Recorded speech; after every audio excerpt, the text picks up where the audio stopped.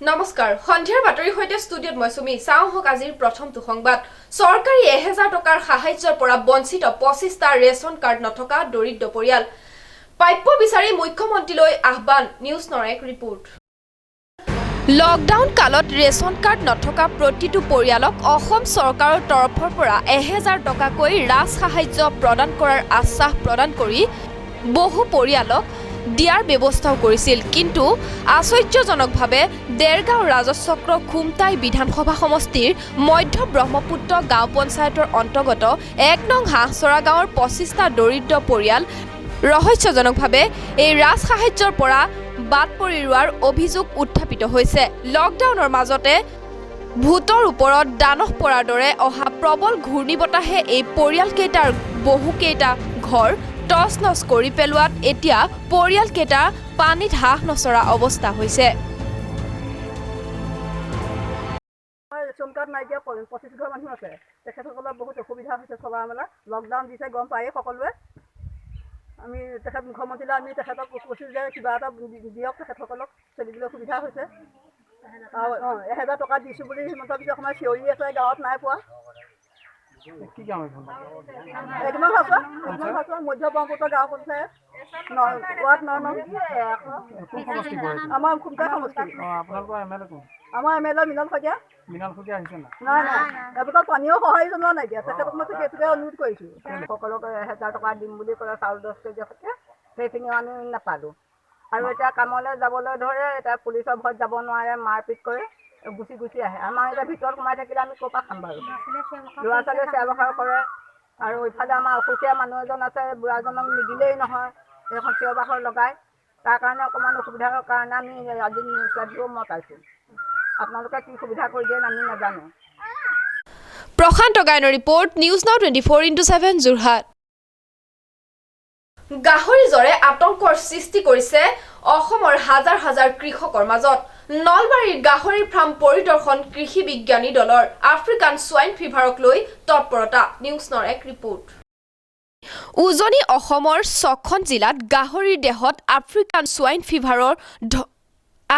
Swine fever ধৰা পৰাৰ পাছতেই তৎপৰ হৈছে নলবাৰী জিলা কৃষি বিজ্ঞান কেন্দ্ৰ কৰোনা ভাইৰাছে মানুহৰ দেহত ভয়াৱহভাৱে সংক্ৰমণ বৃদ্ধি কৰাৰ পাছতেই এইবাৰ গাহৰিৰ দেহত দেখা দিয়া আফ্ৰিকান সোৱাইন ফিভাৰে আতংকৰ সৃষ্টি কৰিছে সকলোতে কোনো ভেকচিন নথকা এই ভাইৰাছবিধলৈ এতিয়া আতংকৰ সৃষ্টি হৈছে গাহৰি পালকসকলৰ মাজত এই আফ্ৰিকান সোৱাইন ফিভাৰত আতংকিত হৈ থকা নলবাৰীৰ কেইবাখনো গাহৰিৰ ফাৰ্ম পৰিদৰ্শন কৰে কৃষি বিজ্ঞানীৰ এটা দলে কৃষি বিজ্ঞানী ডক্টৰ মইদুল ডেকা আৰু হোমেশ্বৰ মজুমদাৰে নলবাৰী বানেকুচিত থকা লক্ষ্মী এগ্ৰি প্ৰডাক্ট নামৰ এখন গাহৰিৰ ফাৰ্ম পৰিদৰ্শন কৰাৰ লগতে গাহৰি পালকসমূহক কিদৰে আফ্ৰিকান সোৱাইন ফিভাৰ সংক্ৰমণ নহয় তাৰ ওপৰত মত বিনিময় কৰাৰ লগতে গাহৰিৰ খাদ্য গাহৰিৰ ফাৰ্মলৈ আন মানুহৰ সংস্পৰ্শৰ পৰা দূৰত ৰাখিবলৈ পৰামৰ্শ দিয়ে উল্লেখযোগ্য যে ইয়াৰ লগতে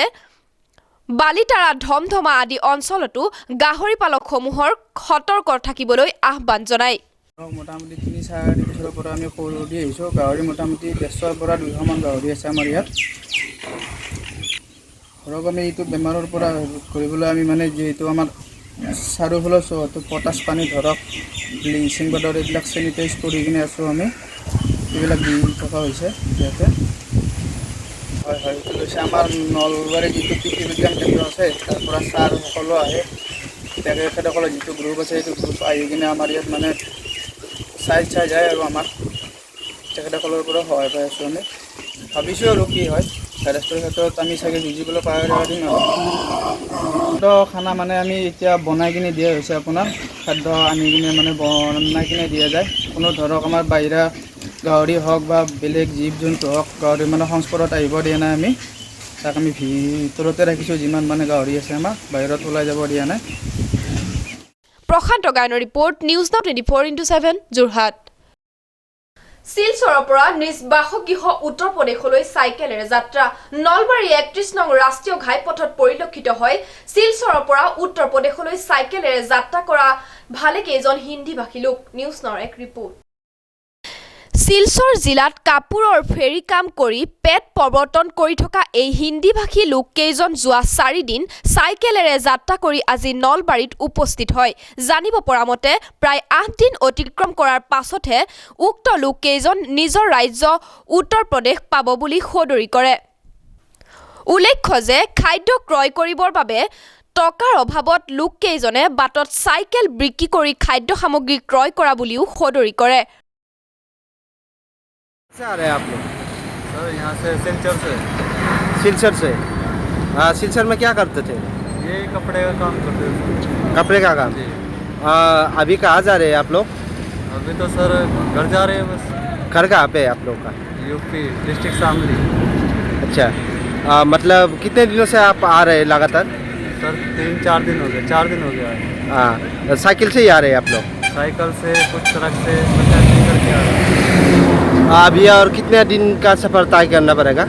समथिंग वही 8-10 दिन तो लग जाएगा। कितना किलोमीटर होगा आपको पता चलेगा? 2000 किलोमीटर। अभी। अच्छा, अब ऐसे आप उत्तर प्रदेश में क्या काम करते थे? करते तो बस यही है सर, यही रोजी कमाते हैं अपना, बाहर ही कमाते खाते हैं बस, और क्या है। बस ये है, प्राइवेट जॉब करते थे, टीचर है। अच्छा, ठीक है। প্ৰশান্ত গায়নৰ ৰিপৰ্ট, নিউজ নাও 24x7 যোৰহাট। আগবাঢ়িছো পৰৱৰ্তী বাতৰিলৈ। ক্ষুদ্ৰ চাহ খেতিয়কসকলৰ অৱস্থা বৰ্তমান সময়ত হৈ পৰিছে অতি দুখজনক। আমাৰ সাংবাদিক বিদ্যাধৰ কলিতাই এই সন্দৰ্ভত যুগুত কৰা এটি প্ৰতিবেদনত জানোচোন আহক চাহ খেতিয়কসকলৰ বৰ্তমান সমস্যাৰ বিষয়ে। কৰোনা সংক্ৰমণৰ পৰা ৰক্ষা পাবলৈ সকলোৱে লৈছে বিভিন্ন সাৱধানতামূলক ব্যৱস্থা, কিন্তু বাদ পৰি ৰৈছে চাহ শ্ৰমিকসকল। সেয়ে ডিমৌত আচাৰ উদ্যোগত প্ৰতিদিনাই নিজৰ ভাতমুঠি মোকলাবলৈ প্ৰখৰ ৰ'দত বাগানত পাত ছিঙাত ব্যস্ত থকা শ্ৰমিকসকলক একোটাকৈ মাস্ক বিতৰণ কৰিলে সংগঠনটোৱে। লগতে ডিমৌ আচাৰ সম্পাদক বিশ্বনাগে শ্ৰমিকসকলৰ মাজত সজাগতাৰ উদ্দেশ্যে হাত ধোৱাৰ কৌশল, চাফ চিকুণতাৰ বিষয়ে বিতংকৈ বুজাই দিয়ে। ইয়াৰ উপৰিও সমাজকৰ্মী শিৱভদ্ৰাই জানিবলৈ দিয়ে যে বাগানৰ লাইনে লাইনে চেনিটাইজেশ্যনৰ এক প্ৰক্ৰিয়াও আৰম্ভ কৰা হৈছে ইতিমধ্যে। আমি আজি আৰ্টছাৰ ডিমৌ শাখাৰ নেতৃত্বত আমি আটাইকেইটা বাগানত মানুহক সজাগতা কৰিছোঁ। কৰোনা ভাইৰাছৰ ওপৰত সজাগতা কৰিছোঁ, চাফ চিকুণ কেনেকৈ থাকিবলৈ তাৰ কথা কৈছোঁ, আৰু অদূৰ ভৱিষ্যতৰ মানুহকেইটা যাতে চাফ চিকুণ থাকে, যেনেকৈ বাগানৰ পৰা ঘৰত গৈ গা ধুব লাগিব, চাবোন কেনেকৈ ব্যৱহাৰ কৰিব লাগিব, এইখিনি কথা আমি আৰ্টছাৰ নেতৃত্বত মানুহক বুজাইছোঁ। আৰু আমাৰ আৰ্টছাৰ ডিমৌ ব্ৰাঞ্চৰ হৈ আমি চবকে একোটাকৈ মাস্ক আমি দিছোঁ আজিৰ তাৰিখত। আৰু তেওঁলোকক কৈছোঁ যে এই যি ভয়ানক যি মহামাৰী কৰোনা, ইয়াৰ পৰা আমি হাত সাৰিবলৈ এটাই উপায় আছে যে আমি সদায় সজাগতা আমি হ'ব লাগিব। আৰু যি ডিষ্টেঞ্চৰ যিটো কথা কৈছে, আমি ছ'চিয়েল ডিষ্টেঞ্চ যিটো কৈছে সেইটো আমি সকলোকে মানিবৰ কাৰণে কৈছোঁ। আৰু আমি ভাল পাইছোঁ যে ইতিমধ্যে বাগানবিলাকত আমাৰ শ্ৰমিকসকলে, আমাৰ আৰ্টছাৰ ল'ৰাকেইজনে আমাক বুজাইছে, আৰ্টছাৰ আমাৰ কৰ্মকৰ্তাকেইজনে বুজাইছে যে আমি ছ'চিয়েল ডিষ্টেঞ্চটো মেইনটেইন কৰিছে আৰু চাফ চিকুণৰ ওপৰত সজাগতা কৰিছে। হয়, আমি সমগ্ৰ বিশ্বতে যি মহামাৰী আতংকৰ সৃষ্টি হৈছে কৰোনা ভাইৰাছ, আৰু তাক লৈ সমগ্ৰ দেশে সজাগ আৰু সচেতন হৈছে। আৰু তাৰ পৰিপ্ৰেক্ষিতত অসম চাহ জনজাতি ছাত্ৰ সন্থা আৰ্টছাৰ ডিমৌ শাখাই লকডাউনৰ আৰম্ভণিৰে পৰা বাগিচাসমূহত গৈ শ্ৰমিকসকলক সম্পূৰ্ণভাৱে সজাগ কৰাৰ ক্ষেত্ৰত আমি দায়িত্ব স্বীকাৰ কৰিছোঁ। আৰু ইতিমধ্যে আজিৰ পৰা আমি আমাৰ বাগিচাৰ যিসকল শ্ৰমিক আছে প্ৰত্যেকজন শ্ৰমিককে আমি মাস্ক বিতৰণ কৰিছোঁ, আৰু তেওঁলোকক আমি বাৰম্বাৰ তেওঁলোকক পৰিষ্কাৰ, সামাজিক দূৰত্ব বজাই ৰাখিবৰ কাৰণে তেওঁলোকক সজাগতা আমি কৰি আছোঁ। বিদ্যাধৰ কলিতাৰ ৰিপৰ্ট, নিউজ নাও 24/7 যোৰহাট। দক্ষিণ যোৰহাটৰ চৰ্দাৰ আলীৰ এটা পৰিচয় বিলুপ্ত, ইতিহাস হ'ল 200 বছৰীয়া শিমলু গছ। News নৰেক report. 2 শতিকা গৰকা এজোপা শিমলু গছ আছিল দক্ষিণ যোৰহাটৰ নআলি চৰ্দাৰ আলীৰ সংযোগ স্থানত। সেই অনুসৰি শিমলু তল নামেৰে পৰিচিত হয় ঠাইডোখৰ। নআলি গড়আলি চিনামৰা সংযোগী চৰ্দাৰ আলীৰ নামৰো ইতিহাস আছে। হেডেলা নামেৰে টিমটিমীয়া গাঁৱত আছিল এজন বলৱান। তেখেতে ঘোঁৰাৰে চৰ্দাৰ দায়িত্ব পালনৰ বাবে টুকুলাই চিনামৰা চাহ বাগিচালৈ আহ যাহ কৰিবলৈ এই বাট মোকলাই লৈছিল বুলি জনা যায়। সমীপতে থকা চৰাইবাহীলৈ যোৱা পথটোৰ নামো হৈ পৰে চৰ্দাৰ আলি। সেয়ে চিনামৰালৈ যোৱা চৰ্দাৰ আলি ন আলি সংযোগ স্থানত চৰ্দাৰ আলি শিমলুতল নামেৰে জনাজাত হয়। এই গাঁও অঞ্চললৈ আহিবলৈ বিচৰা বাট চিনি নোপোৱাসকলক শিমলুজোপাক কেন্দ্ৰ কৰিয়েই বুজাবলৈ সহজ হয়। বাছ বা অন্যান্য পৰিবহণত আহিলে চৰ্দাৰ আলি শিমলুতলত নামিম বুলি কোৱা হয়। ইটো আলিও পৰিচিত, সেয়ে চৰ্দাৰ আলি শিমলুতল নামটোৱেই স্থায়ী হয়। এতিয়া শিমলু গছজোপা মৰিল, দুই এটা শুকান ডালেৰে শুকান গা গছডাল থিয় হৈ 2 শতিকাৰ অস্তিত্ব আৰু গৌৰৱ অক্ষুণ্ণ ৰাখিবলৈ যেন অপ্ৰাণ চেষ্টা কৰিছে। গছজোপাৰ মৰণত প্ৰকৃতিপ্ৰেমীৰ বুকুত বিষ উঠিছে, সহ্য কৰিবলৈ কষ্ট পাইছে। এতিয়া পৰিচয় দিবলৈ বাট বুজাবলৈ নাই সেই বৰবৃক্ষ। তথাপি কালৰ নিৰ্ণয় মানিবই লাগিব। অৱশ্যে কালতকৈ মানুহৰ বাবে গছজোপাই কষ্ট বেছি পালে যেন লাগে। যি কি নহওক, শিমলু গছজোপা মৰিল যদিও নাম ৰাখিবলৈ, অস্তিত্ব ৰক্ষা কৰিবলৈ লকডাউনৰ নিয়ম মানি দেওবাৰে আগবেলা 10 বজাত সমীপতে শিমলু গছৰ পুলি ৰুবলৈ এক কাৰ্যসূচী হাতত লৈছে স্থানীয় লোকসকলে।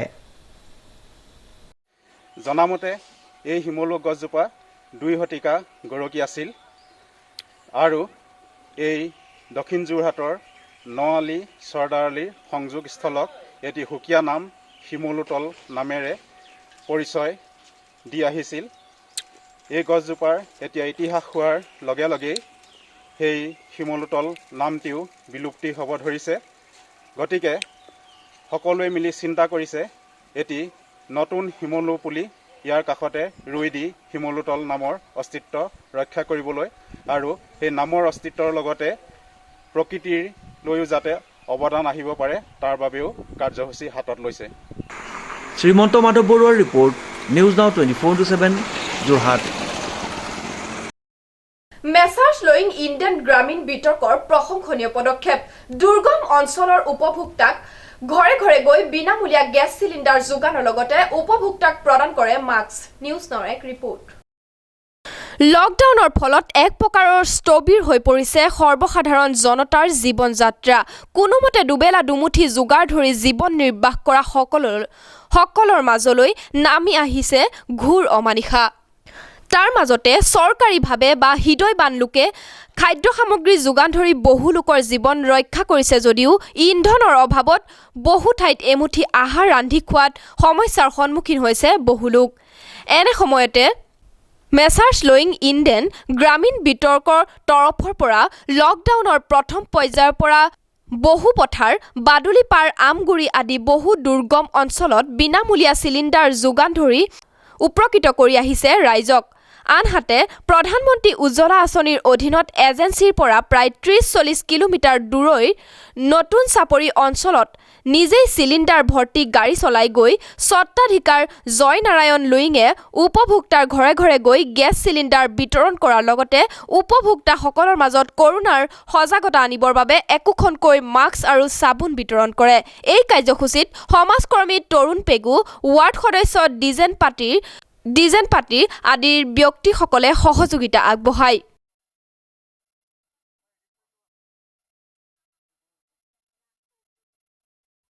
আমি PMUY প্ৰধানমন্ত্ৰী যিটো এতিয়া লকডাউনত ফ্ৰী গেছৰ যিটো মানে ব্যৱস্থা কৰিছে, আমি লকডাউনৰ কাৰণে আমি ঘৰে ঘৰে আমি মানে হোম ডেলিভাৰী কৰি আছোঁ। এতিয়া তাৰমানে চাওক, আমাৰ ইয়াতে নতুন চাপৰিতে আমাৰ এজেঞ্চিত কানেকশ্যন আছিল।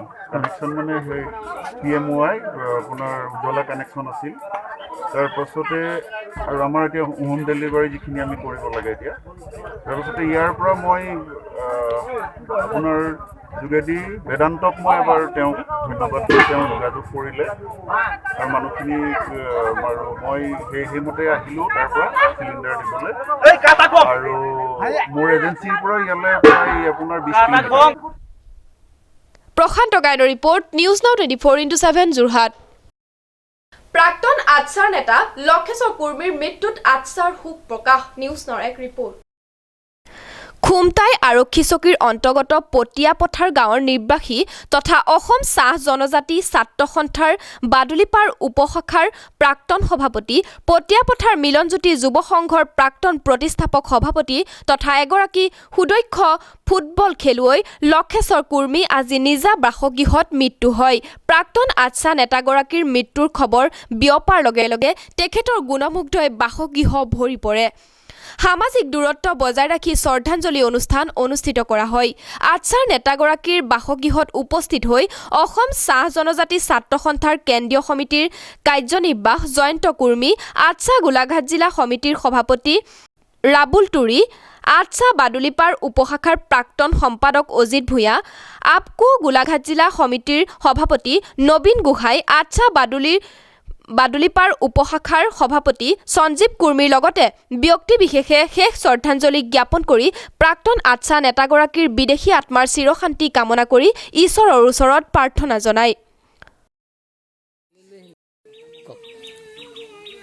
আজি অসম চাহ জনজাতিৰ ছাত্ৰ সন্থাৰ এক অপূৰণীয় ক্ষতি, যিহেতু ডেৰগাঁও শাখাৰ অন্তৰ্গত বাদলিপাৰা উপশাখাৰ 1990 চনৰ পৰা 96 চনলৈকে একেৰাহে প্ৰায় 6 বছৰ দিন বাদলিপাৰা উপশাখাৰ অসম চাহ জনজাতি ছাত্ৰ সন্থাৰ সভাপতিৰূপে কাৰ্যনিৰ্বাহ কৰিছিলে আৰু বিভিন্ন সামাজিক অনুষ্ঠান প্ৰতিষ্ঠান গোলাঘাট জিলা কৰ্মী সমাজৰ সহকাৰী সম্পাদকৰ দায়িত্বটো আছিলে এসময়ত আৰু বিভিন্ন ক্ৰীড়া দিশত তেখেত জড়িত হৈ আছিল। আজি প্ৰয়াত হৈছে শ্ৰী লক্ষেশ্বৰ কুৰ্মী ডাঙৰীয়া। তেওঁৰ মৃত্যুত আজি আমি গভীৰ দুখ প্ৰকাশ কৰিছোঁ আৰু লগতে পৰিয়ালটিক আমি সমবেদনা জ্ঞাপন কৰিছোঁ। সঁচাকৈ আজি আমাৰ চাহ জনগোষ্ঠীৰ কাৰণে এই বাদুলিপাৰা উপশাখা অঞ্চলত এটা শোকৰ বাৰ্তা, শোকৰ বন্যা বৈছে। Bureau' report, news now 24/7 Jorhat. News now বাতৰি আজিলৈ ইমানে। বিভিন্ন বা বাতৰি আৰু অনুষ্ঠানৰ বাবে চাই থাকিব নিউজ নাও 24/7। ধন্যবাদ।